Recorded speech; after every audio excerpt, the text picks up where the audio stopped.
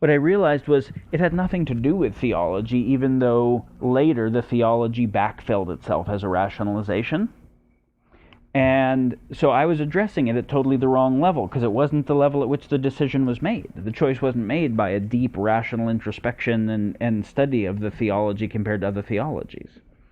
And so then when I talked with them about basically just childhood and their ability to say no and set boundaries and construct those capacities inside of them rather than try to deconstruct a belief, once they actually felt they had that capacity, they ended up deconstructing the religious belief on their own. Right.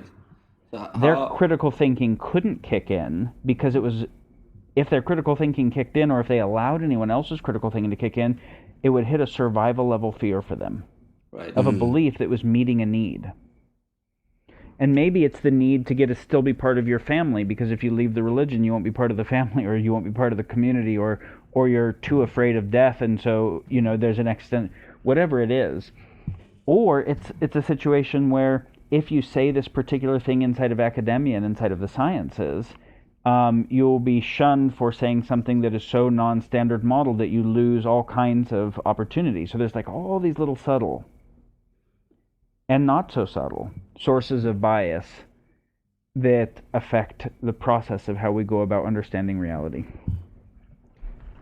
It's also the same sort of mechanism. I'm thinking of when you make a big change in your life, or maybe you leave a place of employment and people become angry with you because you're changing, you're not what they expected anymore, because for them they could receive it as an implicit criticism of themselves and their choices.